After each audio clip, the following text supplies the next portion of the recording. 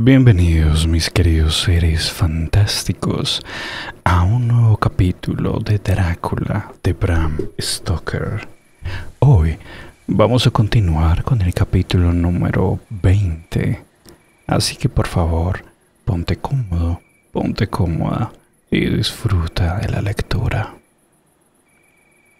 Diario de Jonathan Harker, 1 de octubre. Por la noche, encontré a Thomas Snelling en su casa de Bethnal Green, pero lamentablemente no estaba en condiciones de recordar nada. La mera posibilidad de tomar la cerveza que le brindaba no demostró ser demasiado para él. Comenzó a beber en exceso ante el desfile de tropas. Sin embargo, su esposa, que pobre alma, parecía una persona muy amable, me dijo que él solo colaboraba con Smollett y que éste era la persona a su cargo. De modo que me fui a Walworth y encontré al señor Joseph Smollett en casa en mangas de camisa tomando un té, aunque ya era algo tarde para ello. Es un muchacho amable e inteligente, un trabajador especialmente bueno y fiable y con una buena cabeza. Recordaba perfectamente el incidente de los cajones y sacó de un misterioso bolsillo en la parte trasera de sus pantalones un magnífico cuaderno con las puntas de las hojas todas dobladas, que tenía anotaciones jeroglíficas hechas con un lápiz poco afilado y medio borrosas. Me dio los destinos de los cajones.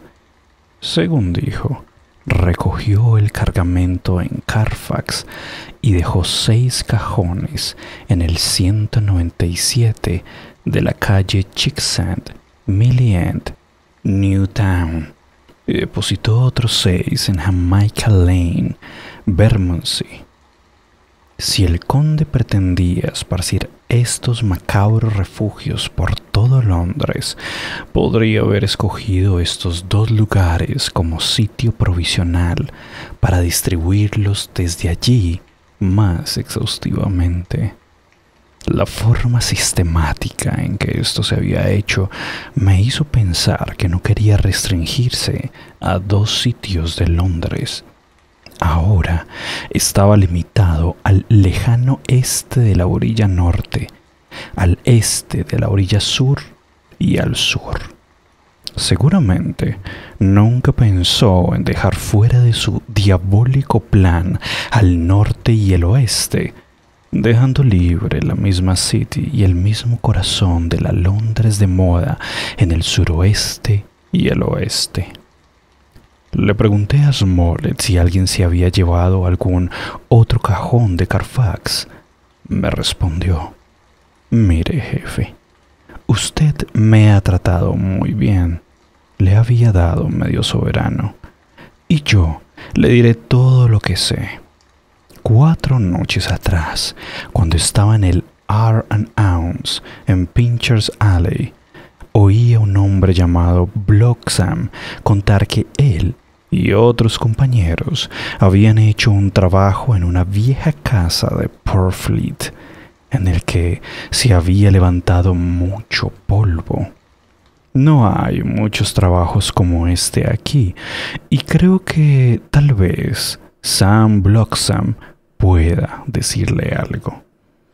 Le dije que si me conseguía la dirección de ese hombre, le daría otro medio soberano. De modo que se tragó el resto del té y se puso en pie diciendo que empezaría a buscar a Bloxham por todas partes. Se detuvo junto a la puerta y agregó: «Mire, jefe, no me interesa dejarlo aquí esperando. Puede que encuentre a Sam enseguida, o puede que no. Pero sea como sea, esta noche no va a estar de humor para contarle nada. Es un tipo raro, una vez que empieza a empinar el codo. Si me da un sobre con un sello y le pone su dirección, yo buscaré a Sam y se lo enviaré esta noche. Pero es mejor que se levante temprano, porque si no, no le pillará. Sam se levanta temprano por la mañana sin importar cómo ha sido la borrachera de la noche anterior.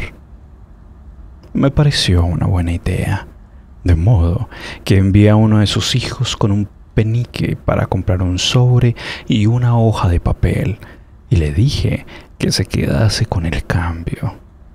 Cuando regresó el niño, escribí mi dirección en el sobre y le puse el sello, ante lo cual Smollett volvió a prometerme que me enviaría la carta en cuanto encontrara a Bloxham. Por tanto, regresé a casa. Estamos tras el rastro.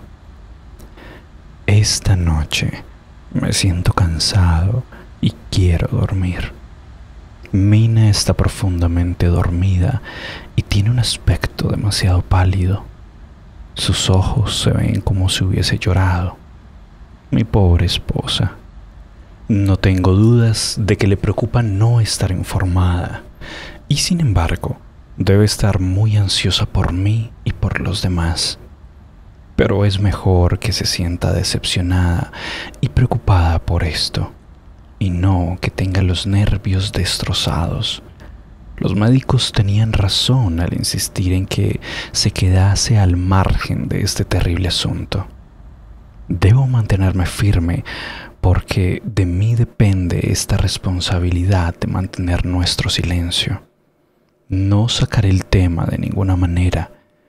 Realmente puede que no me resulte tan difícil.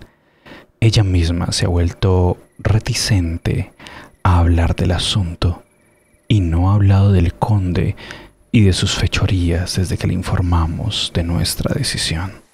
2 de octubre, por la noche. Un día largo y difícil. Con el primer correo me llegó el sobre que yo mismo había preparado. Contenía un trozo de papel sucio en el cual estaba escrito con mala letra y con un lápiz de carpintero: Sam Bloxham, Corcrans, 4 Porters Court, Bartels Street, Walworth. Pregunte por el delegado. Recibí la carta cuando aún estaba en la cama y me levanté sin despertar a Mina. Se la veía seria, pálida y somnolienta, y no tenía muy buen aspecto. Decidí no despertarla y, cuando volviese de esta nueva búsqueda, disponer todo para que regresase a Exeter. Creo que estará mejor en nuestra propia casa, entretenida con sus tareas cotidianas, que aquí, entre nosotros y la margen de todo. Solo vi un momento al Dr. Seward. Le dije a dónde iba y le prometí volver a contarle el resto lo antes posible en cuanto hubiese descubierto todo. Viajé en coche a Walworth y encontré con cierta dificultad Potter's Court. La ortografía del señor Smollett me llevó a un engaño y pregunté por Potter's Court en lugar de Potter's Court. Sin embargo, cuando encontré el sitio no tuve dificultades en encontrar el hospedaje de Corcoran. Cuando pregunté al hombre que me abrió la puerta por el relevado, este sacudió la cabeza y respondió: no le he visto en toda mi vida. No creo que haya nadie así aquí, ni en ninguna parte. Volví a mirar la carta de Smollett y al leerla me pareció que las lecciones de ortografía que había aprendido en el Potter's Court podrían ayudarme en esta ocasión. ¿Quién es usted?, pregunté. Soy el delegado, respondió. De inmediato me di cuenta de que iba por el buen camino. La ortografía de Smollett había vuelto a hacerme equivocar. Una media corona puso al delegado a mi disposición y supe que el señor Bloxham, que había dormido en esa casa de huéspedes la borrachera de la noche anterior, se había ido a las 5 de la mañana a trabajar a Poplar. No me pudo decir dónde estaba situado su lugar de trabajo, pero tenía la vaga idea de que era en algún flamante almacén y con esta pista salí para Poplar. Dieron las 12 sin que pudiese obtener algún informe satisfactorio para encontrar el edificio, y entonces llegué a una cafetería donde había algunos hombres cenando. Uno de ellos me sugirió que fuese a la calle Cross Angel, al nuevo almacén frío.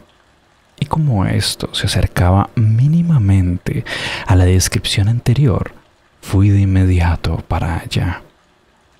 Una entrevista con un hosco portero y luego con un capataz más hosco aún, ambos apaciguados por una moneda de $1, me puso tras el rastro de Bloxham. Me habían enviado cuando sugería que deseaba pagarle el salario de un día a cambio de cierta información acerca de un asunto particular. Era un muchacho bastante inteligente, aunque de porte y modo de hablar toscos.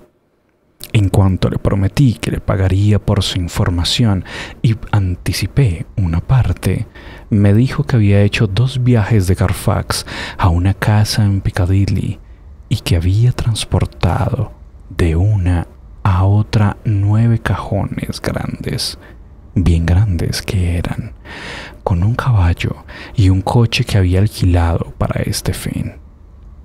Le pregunté si me podía decir cuál era el número de la casa en Piccadilly, a lo cual respondió: «Mire, jefe, no me acuerdo del número, pero solo era unos cuantos portales de la gran iglesia blanca o algo parecido que se construyó hace poco. También era una antigua casa llena de polvo, aunque no tanto como la casa de donde sacamos los cajones». ¿Cómo entró a la casa si ambas estaban cerradas? El viejo que me contrató estaba esperándome en la casa de Portfleet. Me ayudó a subir los cajones y a colocarlos en el carro.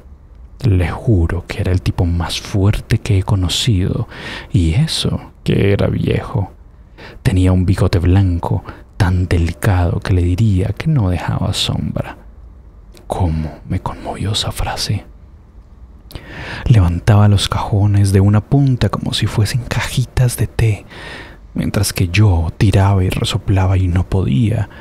Y eso, que no soy un polluelo. ¿Cómo entraron a la casa en Piccadilly?, pregunté. También estaba él allí. Debió de salir antes que yo y por eso llegó antes, porque cuando llamé, vino él mismo a abrir la puerta y me ayudó a llevar las cajas al salón.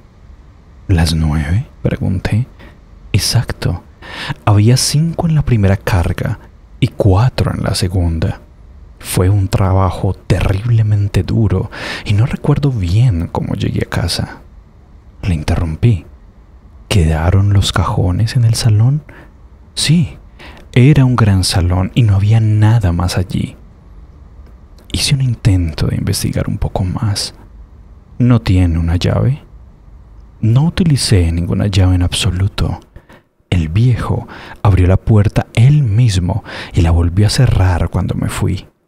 No recuerdo cómo acabó todo, pero eso es por la cerveza. ¿Y no recuerda el número de la casa? No, señor. Pero no tendrá ningún problema para encontrarla. Es una casa alta con el frente de piedra y un arco, y escalones altos hasta las puertas. Recuerdo los escalones porque tuve que subir los cajones con 3 vagos que se acercaron a ganarse un cobre. El viejo les dio unos chelines y, como no querían marcharse, agarró a uno por el hombro y amenazó con empujarlo por la escalera. No entró hasta que todos se habían ido.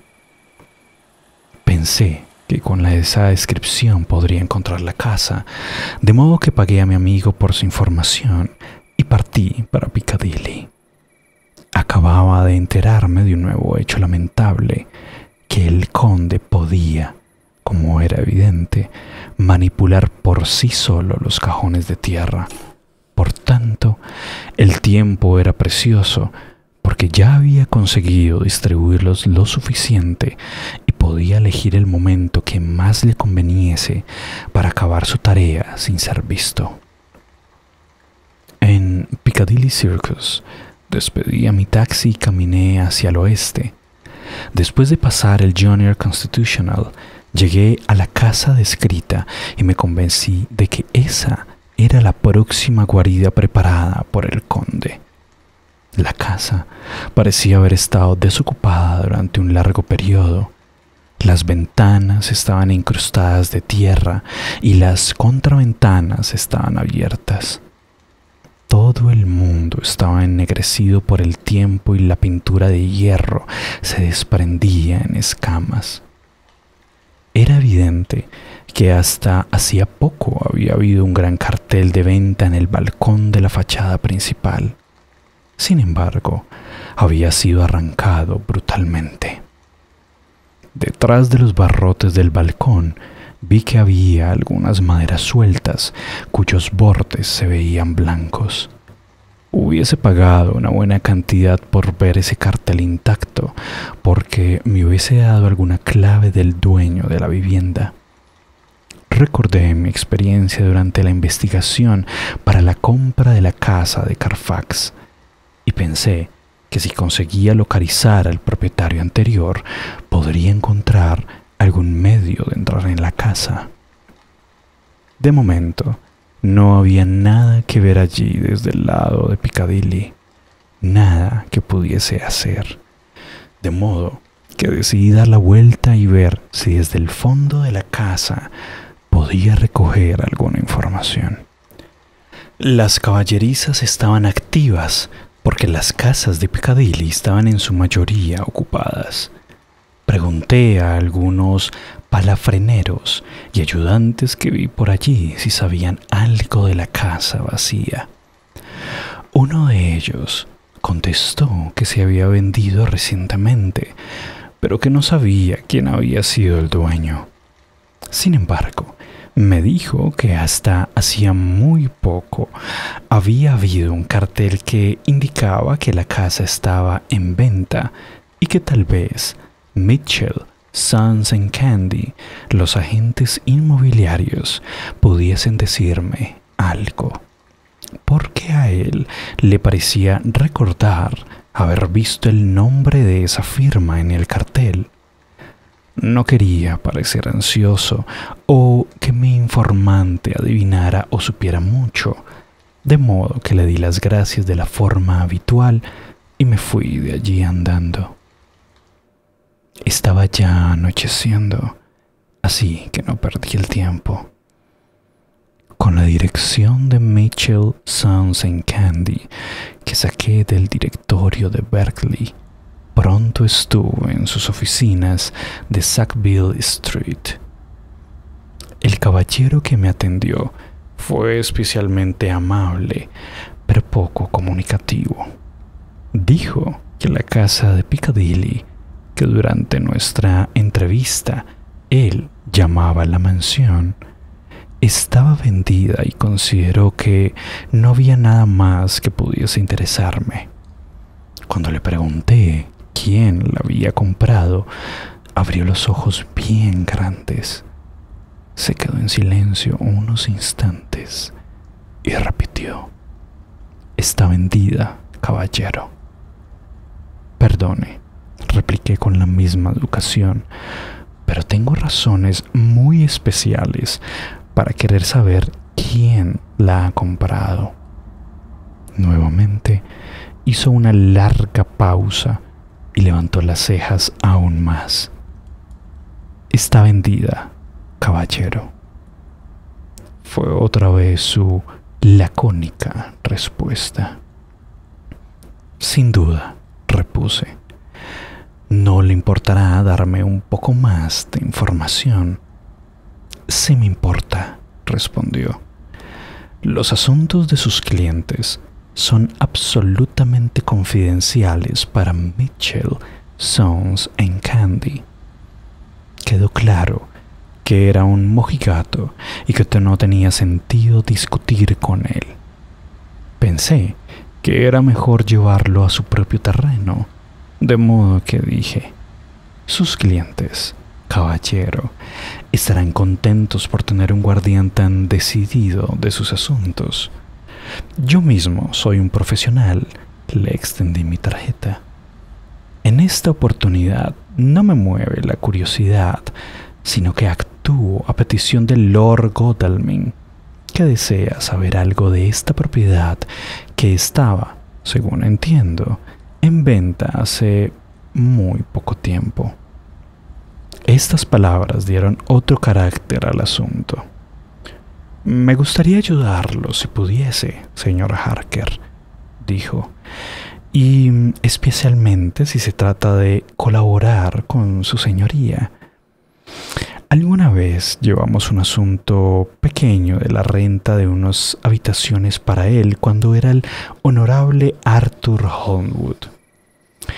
Si me permite la dirección de su señoría, consultaré a nuestra casa sobre este asunto y en cualquier caso me comunicaré con su señoría por el correo de esta noche.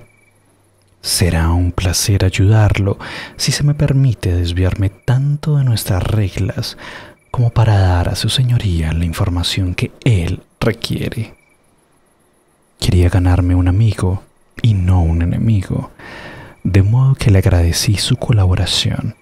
Le di la dirección del Dr. Seward y me marché. Ya estaba oscuro y me sentía cansado y tenía hambre. Tomé una taza de té en la Aerated Bread Company y regresé a Port Fleet en el siguiente tren. Encontré a todos en casa. Mina parecía cansada y se la veía pálida, pero hizo un valeroso esfuerzo para estar radiante y alegre. Me estrujaba el corazón pensar que debía ocultarle todo y causarle intranquilidad por ese motivo. Gracias a Dios, esta será la última noche que asiste a nuestras reuniones y que se sentirá excluida. Tuve que recurrir a todo mi coraje para mantenerme firme en la decisión de dejarla fuera de esta tarea horrible. Parece estar conforme con esta situación, o al menos parece que ahora le repugna este asunto, porque cualquier alusión accidental al mismo la hace temblar. Me alegro de que hayamos tomado esa decisión en su momento, porque con sentimientos como estos, la información que estamos obteniendo la habría torturado.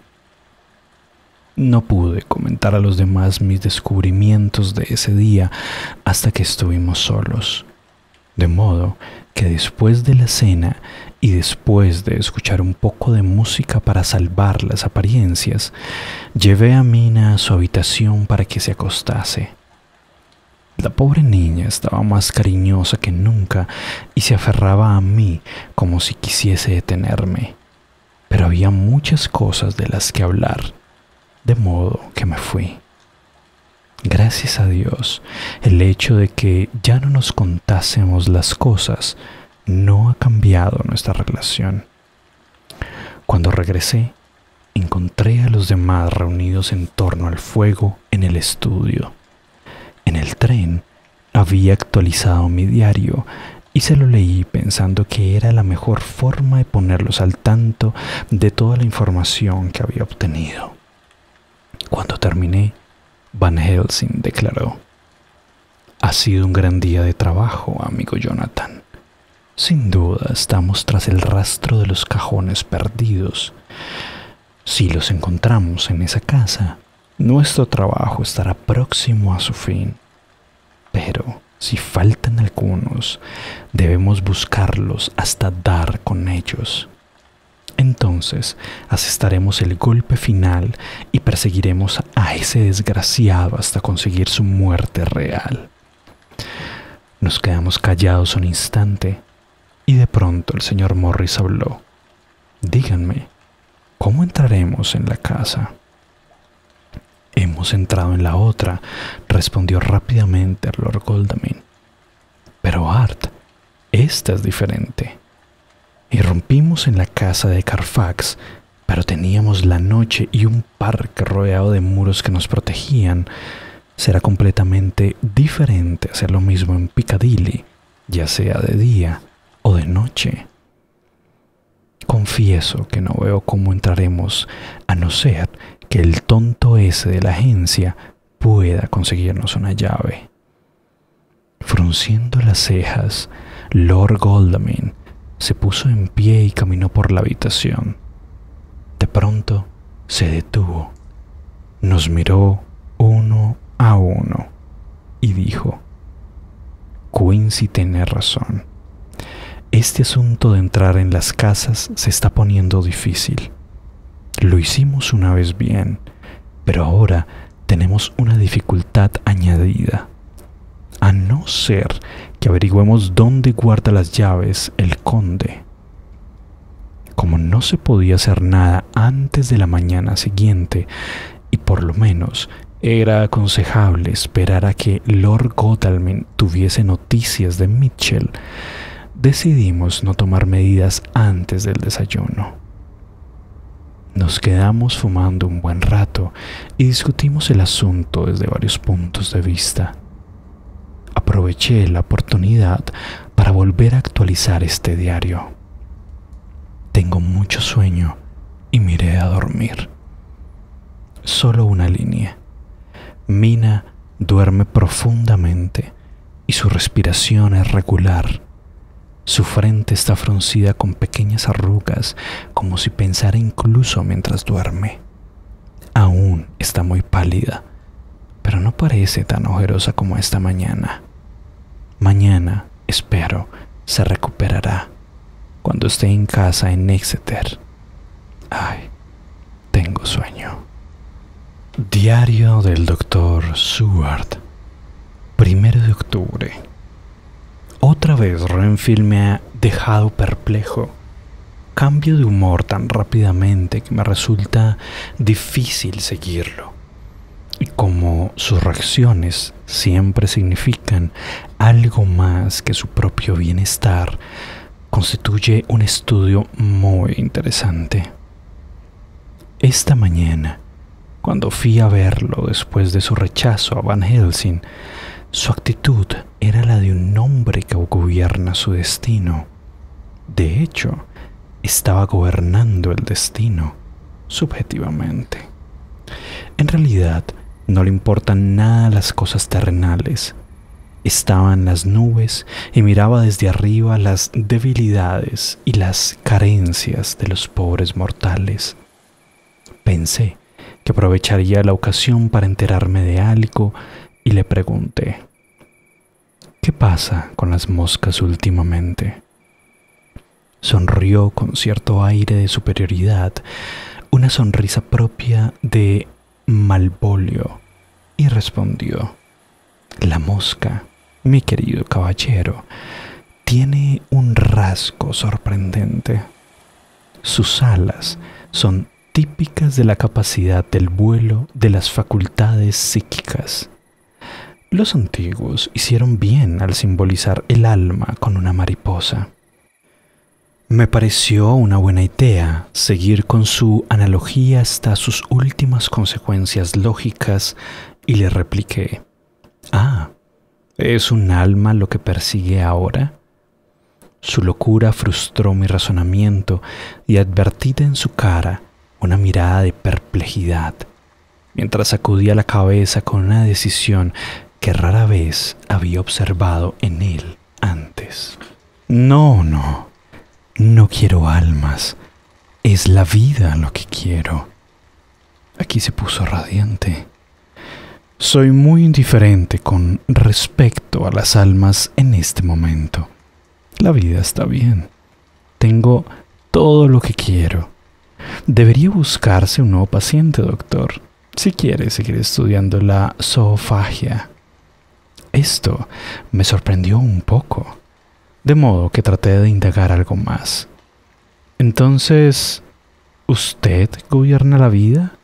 Usted es un dios, supongo. Sonrió con una inefable y bondadosa superioridad. Ah, no. Lejos estoy de arrogarme los atributos de la deidad. Ni siquiera me interesan sus especiales actos espirituales. Si tuviese que definir mi posición intelectual, estoy en cuanto a las cosas puramente terrenales, en cierto modo en la posición que ocupaba Enoch en lo espiritual. Sin duda estaba presumiendo.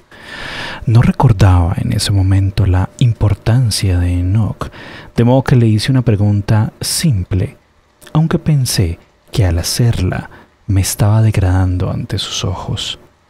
¿Y por qué Enoch? Porque anduvo con Dios.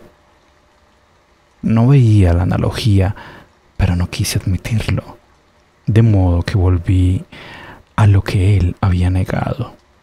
De modo que no le importa la vida y no quiere almas. ¿Por qué no? Hice la pregunta rápidamente y con cierta firmeza para desconcertarlo. Mi esfuerzo tuvo éxito, porque por un instante volvió a caer inconscientemente en su antigua actitud servil. Se inclinó ante mí y realmente me aduló al contestar. No quiero almas, de verdad. No las quiero. No podría usarlas si las tuviese. No habría forma de que lo hiciese. No podría comérmelas o... Se detuvo repentinamente y su mirada astuta volvió a reflejarse en su cara y como cuando el viento sopla sobre la superficie del agua. Y, doctor, en cuanto a la vida, ¿qué es después de todo? Cuando ha obtenido todo lo que quiere y sabe qué es lo que nunca querrá, ¿qué más puede esperar?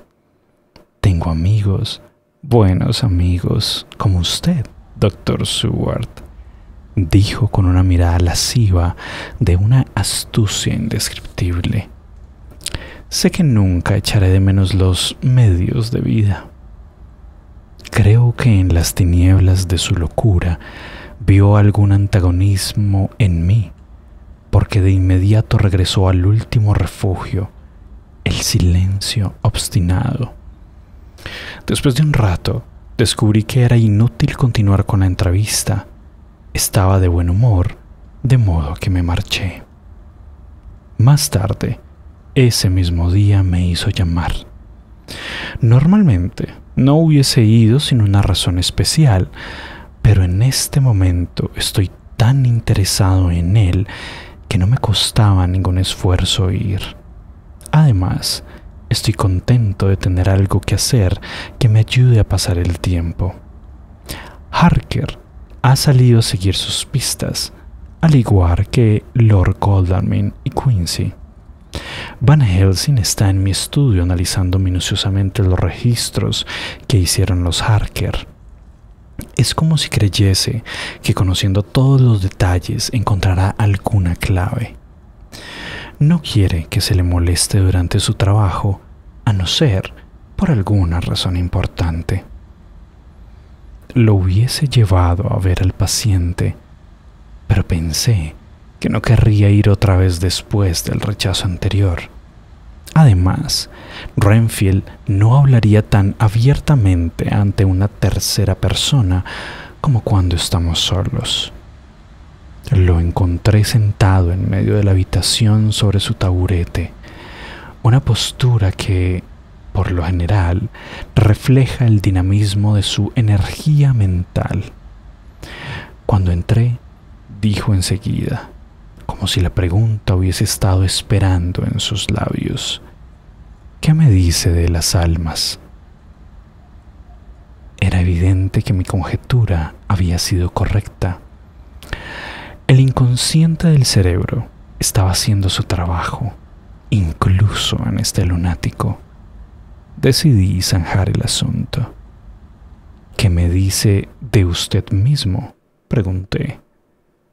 No respondió enseguida, y miró a su alrededor, hacia arriba y hacia abajo, como si buscase alguna inspiración para responder. No quiero almas, respondió débilmente y en tono de disculpa. El asunto parecía atormentarlo y decidí sacar partido de ello, ser cruel para su propio bien, y dije: usted ama la vida y quiere la vida. Ah, sí, pero no se preocupe por ello. Pero, pregunté, ¿cómo tendremos la vida sin tener también un alma? Esto pareció dejarle perplejo, de modo que seguí. Bien, lo va a pasar el día en que ande por ahí, con las almas de miles de moscas, arañas, pájaros y gatos zumbando, gorgojeando y maullando a su alrededor. Les ha quitado la vida, lo sabe, y debe soportar sus almas.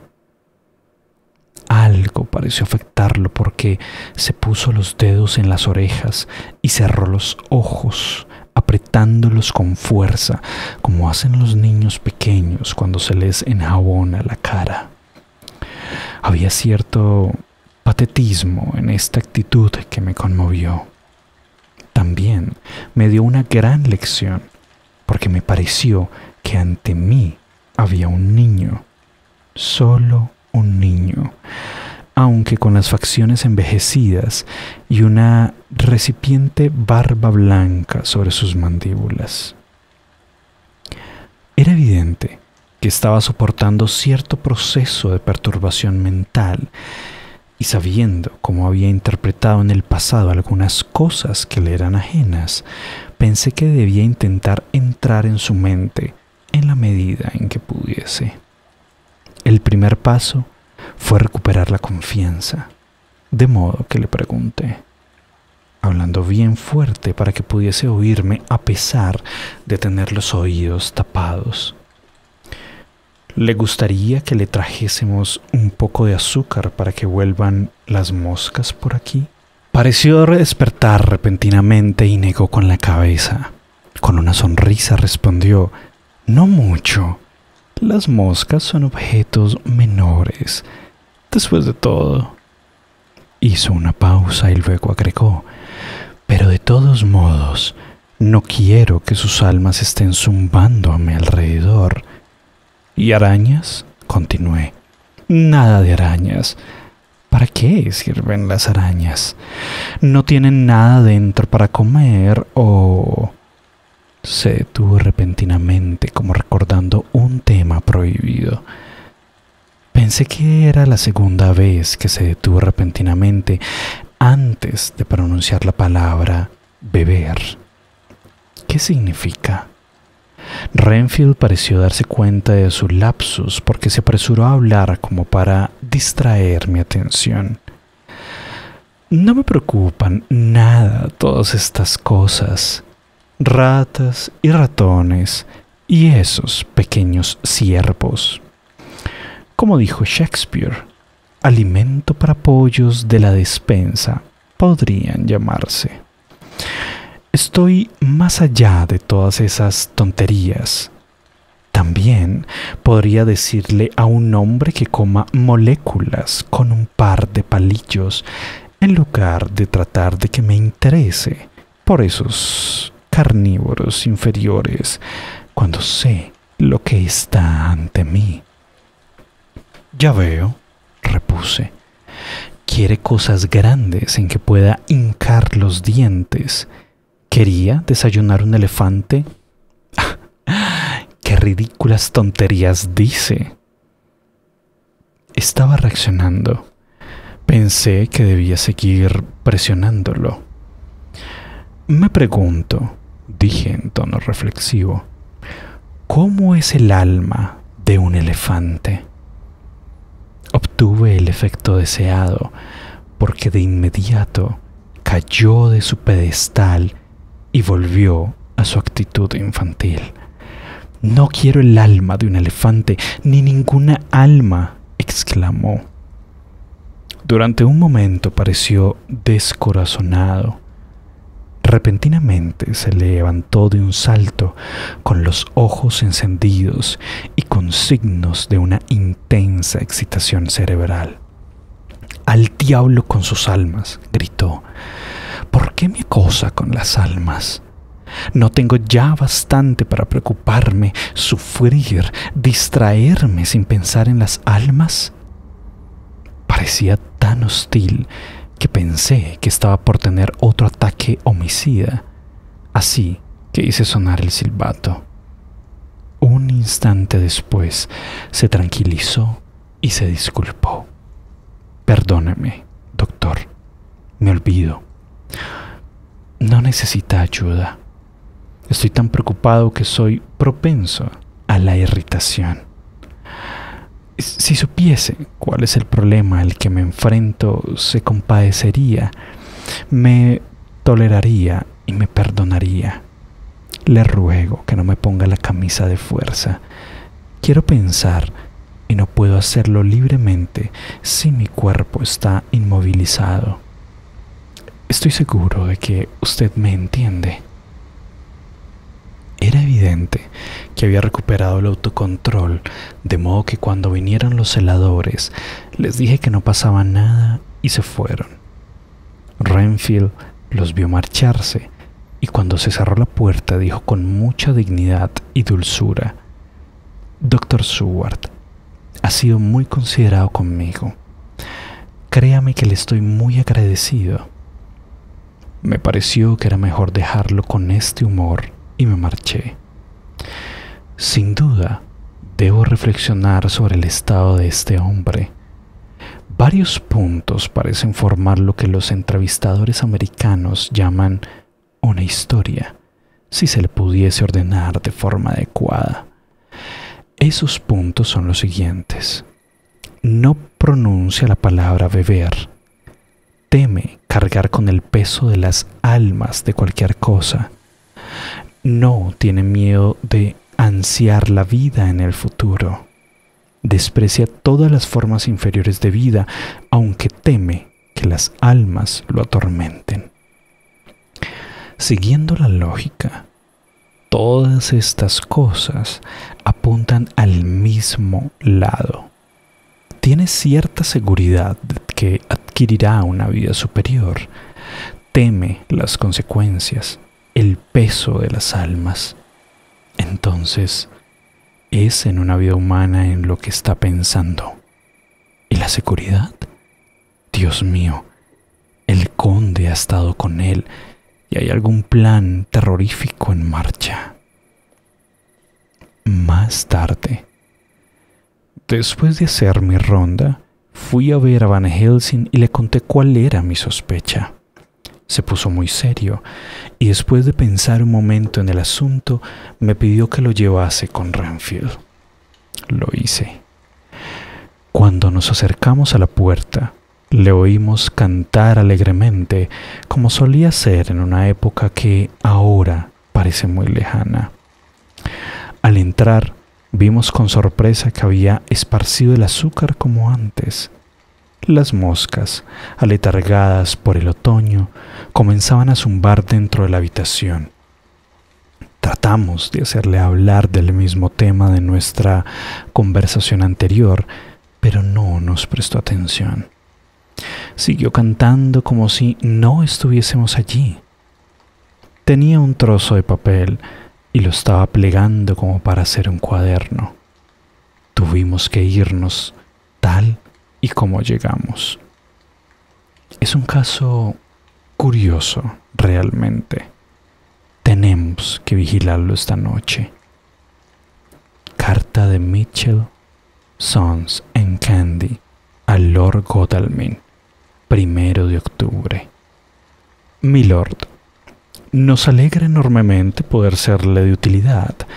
Le escribimos para satisfacer el deseo de su señoría, expresado por el señor Harker en su nombre, de que le proporcionásemos información acerca de la venta y adquisición de la finca del número 347 de Piccadilly.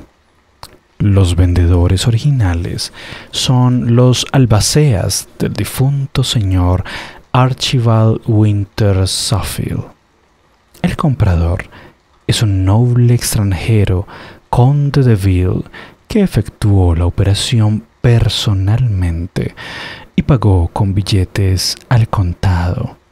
Si milord me permite utilizar una expresión tan vulgar, no hemos vuelto a saber nada de él. Somos, milord, sus humildes servidores, Mitchell, Sons and Candy. Diario del Dr. Seward, 2 de octubre.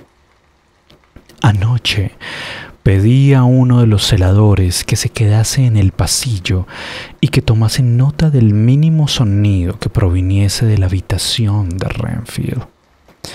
Le di instrucciones de que me llamase si ocurría algo extraño. Después de cenar, cuando nos reunimos todos en torno al hogar en el estudio, la señora Harker se había ido a la cama. Debatimos los intentos y descubrimientos del día. Harker era el único que había tenido buen resultado y albergábamos grandes esperanzas de que esta pista fuese importante. Antes de irnos a dormir, fui hasta la habitación del paciente y lo observé por la mirilla. Dormía profundamente y movía el pecho con regularidad al respirar. Esta mañana, el celador me informó de que un poco después de la medianoche, el paciente estuvo inquieto y no dejaba de rezar en voz alta. Le pregunté si eso había sido todo. Respondió que eso fue todo lo que había oído. Había algo en su actitud que me hizo sospechar, de modo que le pregunté abiertamente si se había dormido. Negó haberse dormido, pero admitió que había dado una cabezadita. Qué desgracia que no pueda confiarse en la gente a no ser que la vigile. Hoy, Harker está siguiendo su pista y Art y Quincy se están encargando de buscar caballos. Godalming cree que es conveniente tener caballos preparados, porque cuando obtengamos la información que buscamos, no habrá tiempo que perder. Debemos esterilizar toda la tierra importada entre el amanecer y el crepúsculo. Así podremos atrapar al conde durante el periodo en que está más débil y sin un refugio a donde ir. Van Helsing ha ido al Museo Británico en busca de alguna autoridad en medicina antigua. Los médicos de la antigüedad tenían en cuenta cosas que sus seguidores no aceptan, y el profesor busca remedios contra brujas y demonios que podrían sernos útiles más tarde. Algunas veces creo que estamos todos locos y que todos despertaremos a la cordura dentro de una misma camisa de fuerza. Más tarde, hemos vuelto a reunirnos. Parece que la pista es acertada y nuestro trabajo de mañana puede ser el comienzo del fin. Me pregunto si la tranquilidad de Renfield tiene algo que ver con esto. Sus humores han seguido tanto las fechorías del conde que puede haber percibido de alguna manera sutil su inminente destrucción. Si pudiéramos vislumbrar lo que ha pasado por su mente entre el momento en que hablé con él ayer y su regreso a la casa de moscas, podría obtener alguna clave valiosa. Ahora parece estar tranquilo como por un hechizo. ¿Lo está? Ese grito salvaje parece venir de su habitación. El celador irrumpió en mi habitación y me dijo que Renfield había tenido un accidente, aunque ignoraba cómo había sucedido. Le había oído gritar y cuando fue a verlo lo encontró en el suelo, con la cara hacia abajo, todo ensangrentado. Debo ir de inmediato. Oh, pobre Renfield. Tanto que puede conocer, pero tanto que nos oculta.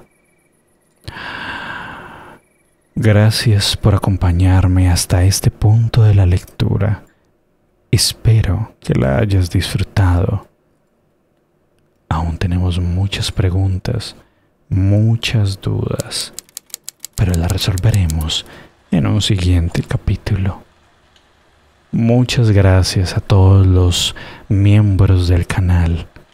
Gracias a ustedes por el apoyo y hacer esto posible. Nos veremos en otro capítulo. Descansen.